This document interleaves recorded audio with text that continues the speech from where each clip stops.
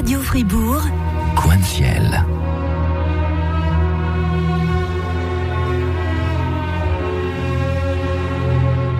Bonjour à tous et à toutes et bienvenue sur les ondes de Radio FR.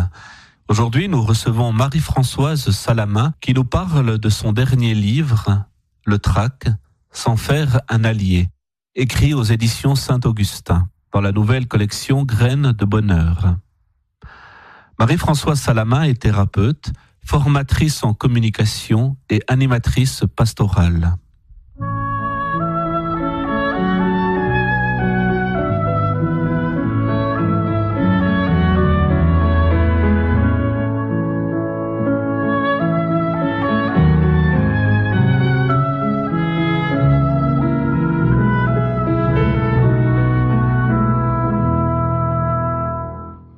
Beaucoup de gens aujourd'hui sont appelés à prendre la parole, que ce soit dans nos églises ou ailleurs. Mais pourtant, elles n'y arrivent pas car le trac les paralyse. Marie-Françoise Salamin affirme qu'effectivement, certaines personnes évitent de se mettre dans certaines situations pour ne pas vivre l'expérience difficile du trac. Mais à quel prix, se demande l'auteur, qui a elle-même souffert des méfaits du trac, au prix de sacrifier toute une partie de leur personnalité ? Quel dommage, quelle souffrance aussi parfois. Le trac peut véritablement devenir un obstacle à notre réalisation, à notre vocation, à notre épanouissement. C'est pour cela que Marie-Françoise a écrit ce livre, afin que le trac devienne un allié et non plus un adversaire qui nous fait souffrir. Marie-Françoise Salamin et moi-même, nous vous souhaitons de passer un bon moment en notre compagnie. Je vous invite maintenant à l'écouter.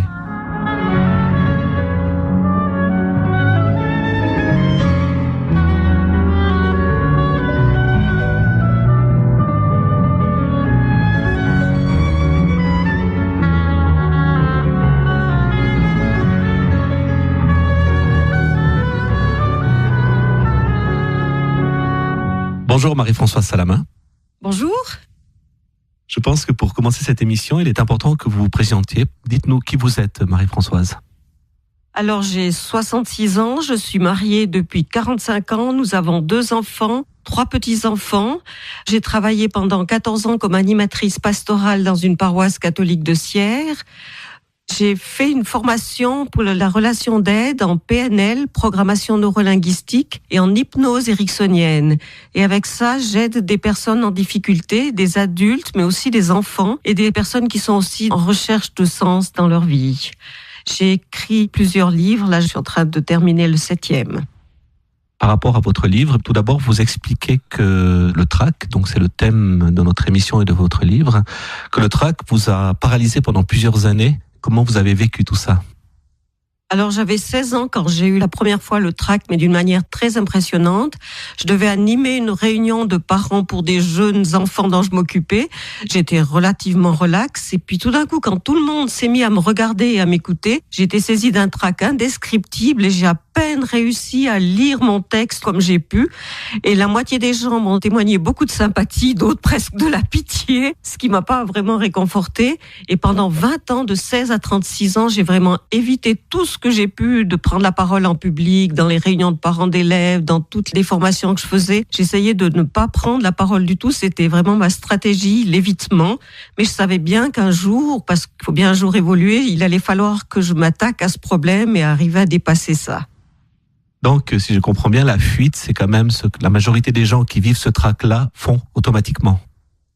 Oui, j'imagine que c'est encore maintenant la stratégie la plus utilisée. On essaye d'éviter, on refuse de faire un discours, de dire un mot, de s'exprimer, ou on évite les endroits qui vont nous mettre en danger, oui.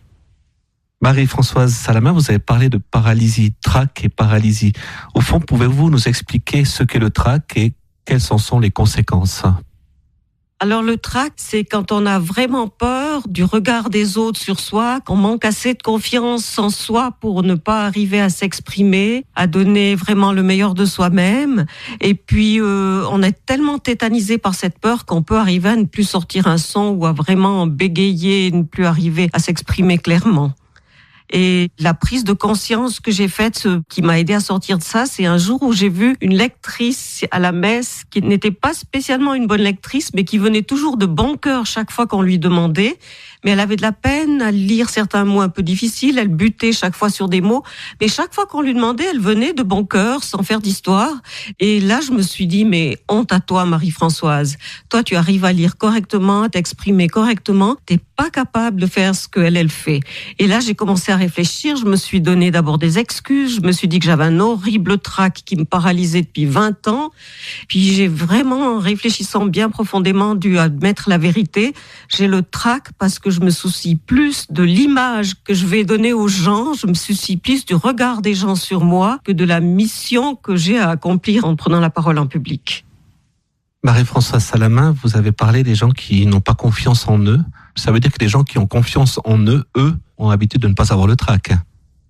Pour la plupart du temps, oui. Je pense quand même qu'il y a des gens qui ont assez confiance. Il y a même des gens qui cherchent à prendre la parole en public et qui sont très à l'aise. Il y en a même qui parlent sans avoir beaucoup de choses intéressantes à dire. Je pense que la confiance en soi, c'est quand même quelque chose d'assez capital là-dedans. Mais après, alors ça se travaille. Je m'aperçois aussi comme thérapeute que beaucoup de personnes, quand on leur demande pour n'importe quel problème, quelles sont les ressources dont ils ont besoin pour aller mieux, la confiance en soi, ça revient presque à tous les coups. Donc on a beaucoup besoin de retrouver de la confiance en soi, mais avec simplicité, en étant simplement et pleinement soi-même, sans plus ni moins. Après toute cette présentation, j'aimerais que vous nous dites qui sont les destinataires de votre livre. On m'a toujours demandé d'écrire pour un large public. Là, je pense qu'à partir de l'adolescence jusqu'à tard dans l'âge adulte, on peut avoir besoin de lire ça si on est confronté à ce problème-là. Je pense que tout au départ, j'avais pas pensé en faire un livre, mais en faire un feuillet pour donner à des personnes qui avaient le trac et qui venaient chez moi et pour les aider à travailler ça à la maison chez elles. Et puis, quand j'ai vu la forme que ça a pris, je me suis dit, tiens, à tout hasard, j'envoie chez un éditeur et on verra bien si ça passe ou pas. Et tout de suite, ils ont été intéressés parce que je pense qu'il y a beaucoup de personnes qui sont confrontées à ce problème dans la vie de tous les jours, puis particulièrement dans le milieu dans lequel j'évolue, dans le milieu d'église, où il faut faire des lectures, où il faut s'exprimer dans des réunions. Je pense que ça sert à beaucoup de personnes.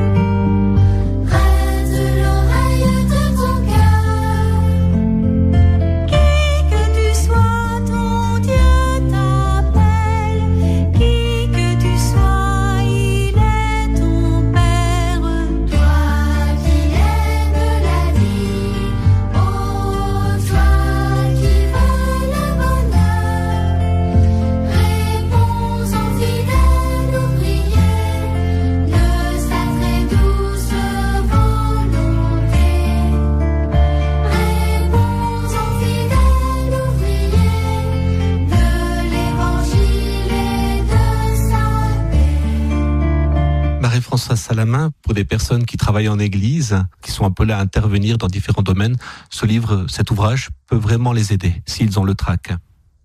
Oui, j'ai vraiment aussi pensé à ces personnes-là en l'écrivant, puisque mon expérience de trac et de dépassement de trac, elle s'est faite dans le milieu d'église. Donc voilà, j'ai pensé spécialement à elle, mais je pense que dans toute situation, là, partout où il faut prendre la parole, faire un petit discours, ou même simplement donner son avis dans une réunion, c'est bon d'oser le faire avec simplicité et en étant simplement soi-même. Pour les comédiens aussi ? Oui, bien sûr, pour les comédiens aussi, c'est sûr, oui. J'ai parlé aussi des personnes qui passent des examens, même des musiciens qui pourraient être, même si c'est pas une prise de parole, si on doit jouer de la musique ou faire quelque chose d'autre, ça peut être utile de pouvoir le faire en étant vraiment à l'aise, même en dansant devant un public, par exemple. Marie-Françoise Salamin, vous avez déjà abordé la question, mais j'aimerais quand même peut-être que vous nous dites, d'après votre expérience, donc personnelle ou dans le milieu de votre travail, quels peuvent être les méfaits du trac ?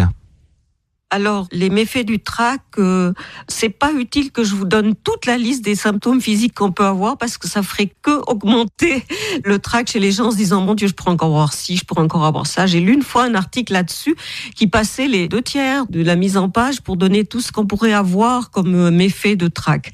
Alors, je pense qu'il est plus utile de se tourner vers des solutions et de se dire des choses positives dans le sens, je vais être pleinement et simplement moi-même, je vais avec confiance. Si je fais ça avec sincérité, ça ne pourra que bien aller. Les gens qui sont là sont bienveillants à mon égard. C'est des choses comme ça qui sont vraies, qui sont authentiques, qu'il faut se dire, plutôt que de répertorier tous les ennuis et tous les problèmes physiologiques qui pourraient nous arriver. Marie-Françoise Salamin, vous avez parlé de votre méthode, la méthode que vous utilisez dans votre travail, qui s'appelle la PNL. Peut-être avant de rentrer plus dans le vif du sujet par rapport à votre démarche, votre méthode, peut-être nous expliquer ce qu'est la PNL. Alors la PNL est née aux États-Unis dans les années 70, je crois, sur la côte ouest. C'était des grandes discussions d'universitaires qui cherchaient comment cela se faisait que certains d'entre eux qui avaient le même quotient intellectuel, la même formation, réussissaient fort bien et d'autres n'arrivaient pas du tout à réussir et restaient médiocres. Alors ils se sont dit qu'ils allaient interroger des gens qui réussissaient pour voir comment ils faisaient. Donc tout à la base de la PNL, il y a ce qu'ils appellent la modélisation. Ils ont pris modèle sur les gens qui étaient performants pour voir comment ils réussissaient à ne pas avoir le trac, à s'exprimer facilement, à se faire embaucher, à convaincre, à réussir à s'en sortir après un accident d'avion et reprendre l'avion pour rentrer à la maison, tandis que d'autres n'arriveraient plus jamais de leur vie à entrer dans un avion. Alors, ces gens-là n'ont pas su vraiment comment répondre à ça au début. Puis ils ont dit, vous pouvez venir nous observer puis nous poser des questions. Et ils leur ont posé des questions très fines pour savoir ce qu'ils devaient croire, ce qu'ils devaient penser, ce qu'ils devaient se dire pour aller bien et pour arriver à dépasser quelque chose qui était considéré comme un handicap au départ. Et c'est en notant tout ça et en observant ça qu'est née la PNL. Donc, ce qu'il y a, c'est quand il y a des personnes qui viennent pour se faire aider grâce à ce moyen-là, on cherche comment cette personne-là fait pour se mettre dans cet état-là et comment, d'une manière fine, elle pourrait faire pour, à un moment donné, faire autre chose, quelque chose de plus performant, abandonner sa stratégie d'échec pour trouver une stratégie qui lui permet de réussir. Et si on prend l'exemple du trac, si on se dit je suis médiocre, je suis nul, si on a cette croyance, il faudra travailler sur cette croyance en se disant je suis pas la plus belle personne du monde ni la plus intéressante, mais j'ai des choses intéressantes à dire, j'ai de la conviction, je pense que ça peut aider les autres.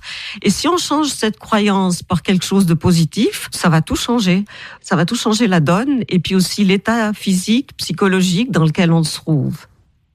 Par rapport à la prise de conscience, Marie-Françoise Salamin, je voulais juste d'abord que vous nous parliez d'une situation de départ, c'est-à-dire que vous vous êtes rendu compte que vous avez le trac, vous deviez vous exprimer devant un public, mais en même temps, quand vous étiez dans une classe de 12 à 13 élèves, là, ce trac n'existait pas. Est-ce que c'est une prise de conscience qui est peut-être importante de voir dans quelle mesure on est capable, malgré tout, de faire des choses qu'on ne pense pas arriver à faire ?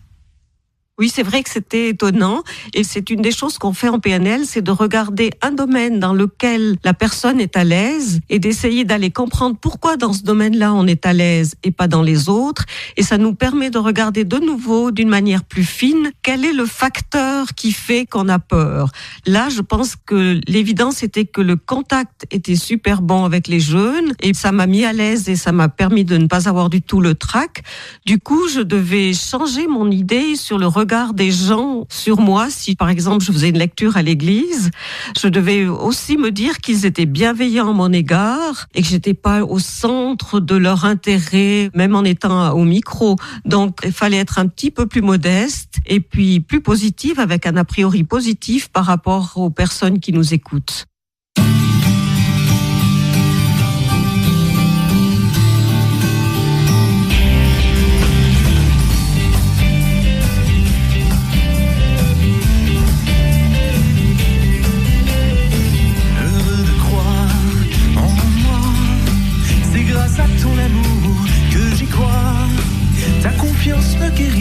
Ta parole me construit. Heureux comme je suis, je te remercie. Heureux comme je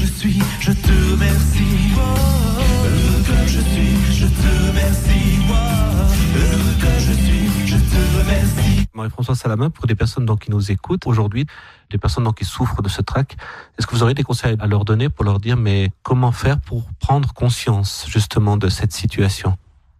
C'est vrai que tout changement commence par une prise de conscience. Je pense qu'à un moment donné, je vois parce qu'il y a des personnes qui viennent chez moi pour faire des changements, à un moment donné, trop c'est trop. Puis on se rend compte qu'on est dans la vie et qu'on n'est pas exactement comme on aimerait être face aux autres, qu'il y a vraiment quelque chose qui nous handicape et que cette chose qui nous handicape, elle est à l'intérieur de nous. Et un jour, ça devient plus acceptable. Et ce jour-là, on a cette prise de conscience et il y a une démarche qu'il faut faire. La démarche, c'est d'aller vers quelqu'un qui peut nous aider à progresser, qui est un thérapeute en qui on a confiance, ou alors d'entreprendre un cheminement personnel en lisant quelque chose, par exemple, puis peut-être en allant chercher, si nécessaire, de l'aide d'un professionnel après avoir fait des lectures.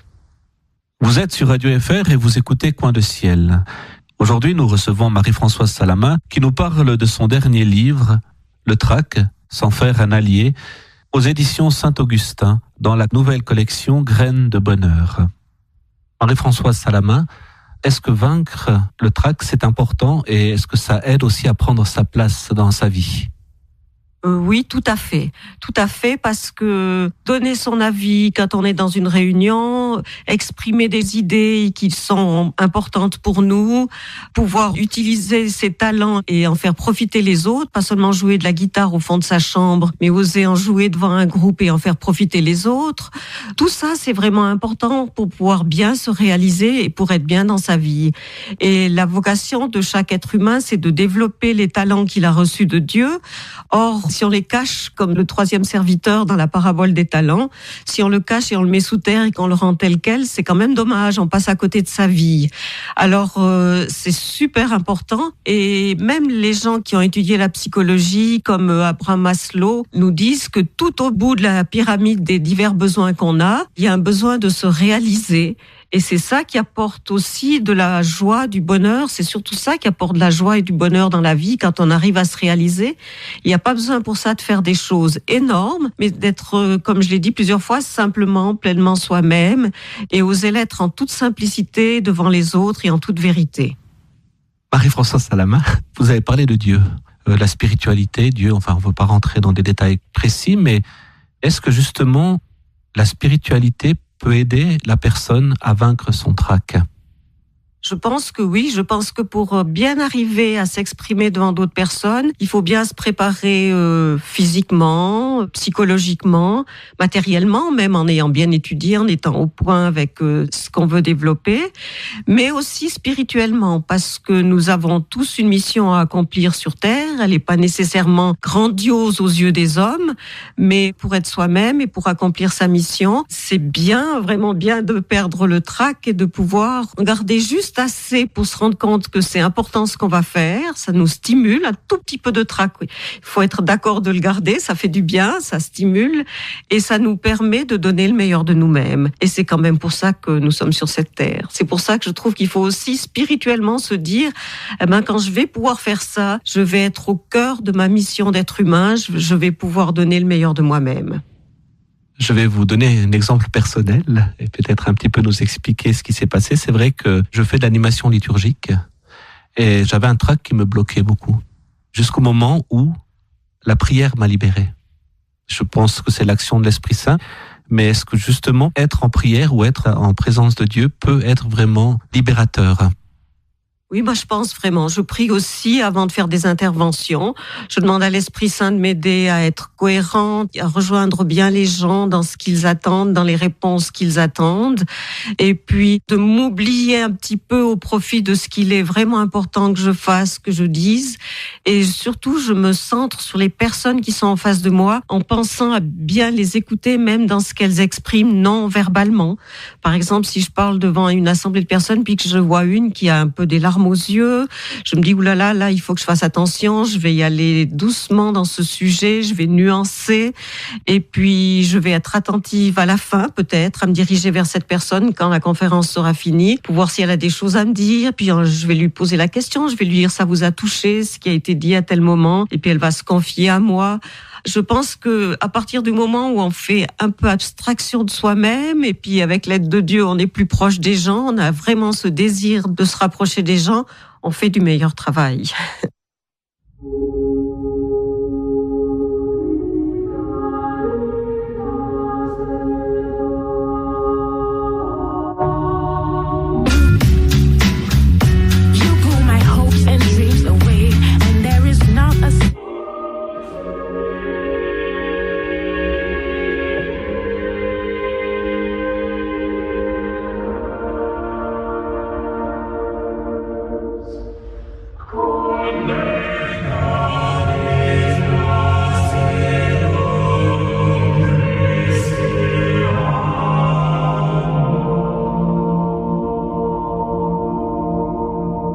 Marie-Françoise Salamin, dans votre méthode, dans la méthode que vous proposez, justement, vous parlez du public, des gens qui sont présents. C'est important aussi, donc, de tenir compte du public. Oui, c'est important de tenir compte du public. Moi, chaque fois que je prépare quelque chose, je me dis quelles sont les personnes qui seront là. Plutôt que combien y en aura-t-il, je cherche plutôt à savoir quelles sont les personnes qui sont là, pourquoi viennent-elles, de quel milieu viennent-elles, ou à quelle occasion viennent-elles. J'ai fait des conférences dans des paroisses pour les retours de mission. Alors là, je me dis, je suis dans un milieu d'église, je suis près de gens qui sont des croyants, il y a des personnes de tous âges, il y a bien sûr plus de personnes âgées, voilà, dans un milieu d'église. Enfin, je cherche à savoir un peu quelles sont ces personnes, quels sont les acquis qu'elles ont dans tel et tel domaine, si elles s'y connaissent un peu ou pas en psychologie, je vais parler différemment. Si elles sont croyantes, à coup sûr, je vais aussi pouvoir parler plus de ma foi. Et puis, moi, je pense que c'est la première chose qui fait qu'on réussit, c'est d'accueillir déjà ces personnes dans son cœur. Et puis, si possible, d'arriver un peu plus tôt et de les accueillir pour de vrai. S'il y en avait vraiment des centaines, c'est des fois plus difficile, mais quand je reçois des groupes, je sais pas, de 30 personnes, je vais à l'entrée et je vais saluer chaque personne qui vient. Et puis si je peux pas, je les accueille dans mon cœur et vraiment, je demande à l'Esprit Saint de m'aider à les rejoindre humblement avec ce que je suis, ce que je peux faire. Mais je pense que si on se décentre de soi pour aller vraiment à la rencontre des gens, on peut dire des choses qui le rejoignent vraiment et puis qui sont, je l'espère, fécondes. Dans votre livre, par rapport au public, vous parlez de quelque chose qui semble important et intéressant à savoir, c'est l'effet boomerang. Oui, le public, d'abord, il y a deux notions. D'abord, le public, c'est pas un public, c'est chaque fois une personne différente. Mais malgré tout, il y a un effet de groupe.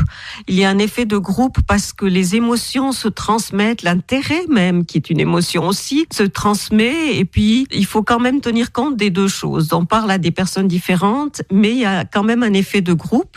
L'effet boomerang, c'est l'effet qui se passe que chaque fois qu'il y a une interaction, même entre seulement deux personnes, mais là avec un public, si on est soi-même tétanisé de peur et qu'on est dans le manque de confiance, on mettra pas le public à l'aise. Lui va sentir cette émotion et puis ça se passera moins bien que si on est vraiment tourné vers lui, qu'on l'aime, qu'on l'accueille tel qu'il est, qu'on le respecte. Le public va sentir ce respect et cet accueil et on va s'exprimer différemment et eux aussi vont nous recevoir différemment.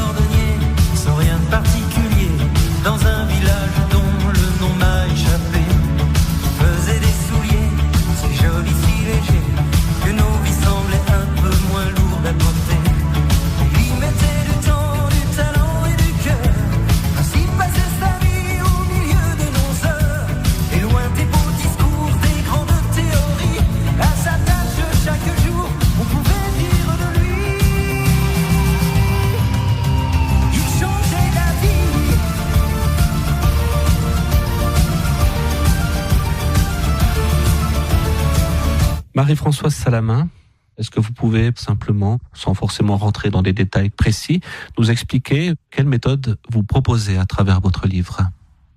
Alors, je propose d'abord vraiment une réflexion en profondeur sur l'expression de soi en public ou avec d'autres personnes. Et puis ensuite, ce que j'ai pris de la PNL, il y a plusieurs petites méthodes qui sont expliquées. Elles sont petites parce qu'elles sont simples, mais elles sont très efficaces. La première, par exemple, c'est de formuler un objectif positif, comme je l'ai déjà dit, plutôt que de se dire je veux pas avoir le trac, il vaut bien mieux se dire je vais essayer d'aller avec confiance cette fois-ci, avec authenticité. Et l'authenticité peut être telle que si vous vous trompez, si vous bafouillez, si vous avez perdu une feuille, il faut le dire. Et puis c'est mieux d'assumer ce qui peut arriver plutôt que d'essayer de se rattraper à tout prix. Il faut vraiment être simple, authentique. Et puis, une autre méthode, c'est de faire comme si. C'est-à-dire, par exemple, de se dire, je sais que c'est la première fois que je fais ça et que j'ai un petit peu de la peine à le faire, mais aujourd'hui, je vais faire comme si tous ces gens sont intéressés par ce que je vais dire, comme si moi, j'étais tout à fait capable de le faire parce que j'avais déjà un peu d'expérience, et je vais le faire comme si j'étais vraiment à l'aise. Alors pour cela, on va se tenir différemment, on va regarder les gens différemment. Le non-verbal est aussi très important. On va être aussi très attentif au non-verbal. Si vous dites des choses super intéressantes et que vous vous tenez affalé sur la chaise et que vous parlez d'une manière inaudible, personne va être convaincu par ce que vous dites. Pour être convaincant, il faut être d'abord convaincu. Et ensuite, il faut vraiment avoir du plaisir de le faire. Il faut regarder les gens avec le sourire, leur manifester avec vérité la joie que vous avez d'être là et de leur communiquer quelque chose. Et puis, vous tenir d'une manière un peu dynamique qui montre que vous avez vraiment envie de vous tourner vers eux et de leur transmettre quelque chose. Leur parler aussi de façon à ce que même celui qui est tout au fond de la salle entende, que tout le monde comprenne. S'il y a des plus jeunes, de temps en temps faire une petite parenthèse et mettre des exemples qui vont toucher un peu toutes les tranches d'âge. Je pense que si vous faites comme si vous étiez à l'aise et si vous étiez auprès d'amis qui vous aiment et qui veulent vraiment apprendre quelque chose de vous, vous avez des chances à ce que ça marche vraiment beaucoup mieux que ce que vous auriez même pu espérer. Et puis, vous aurez du plaisir parce que vous verrez le plaisir dans le regard des gens. Je me rappelle la première fois où j'ai fait une conférence, c'est celle où j'avais le plus de monde. Il y avait 200 personnes en face de moi et je voyais un monsieur qui faisait oui, oui avec la tête chaque fois que je terminais un passage.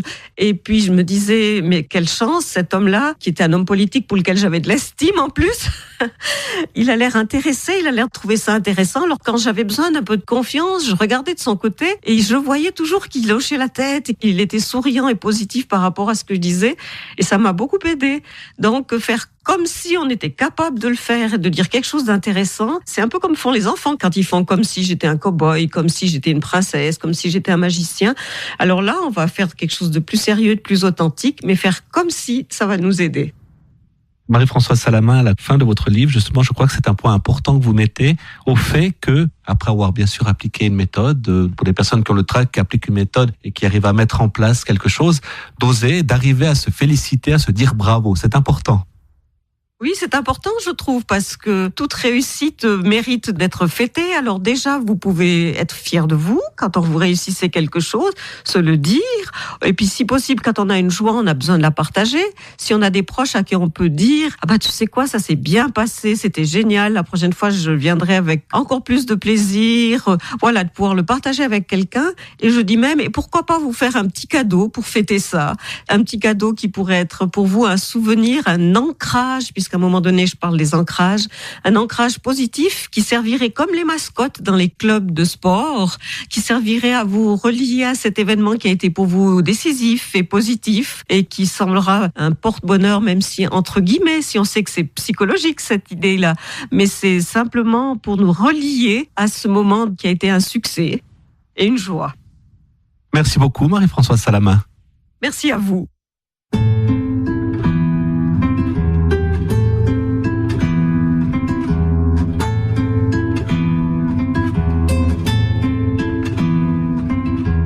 Pour vaincre le trac, vous avez mis, comme le chante Jean-Jacques Goldman, du temps, du talent et du cœur.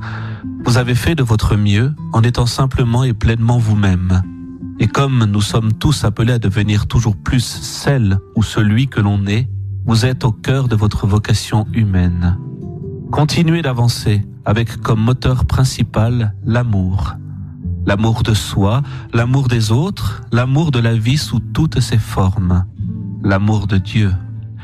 Voici là l'invitation que Marie-Françoise Salamin nous propose à la page 66 de son livre « Le trac, s'en faire un allié » aux éditions Saint-Augustin.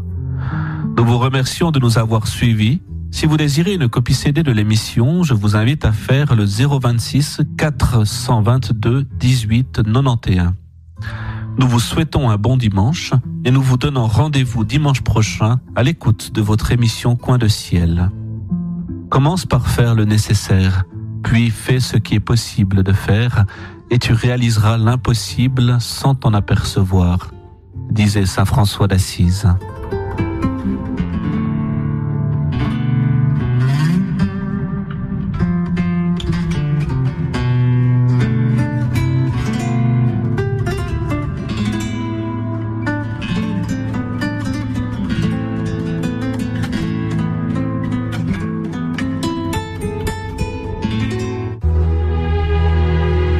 Radio Fribourg, Coin de ciel.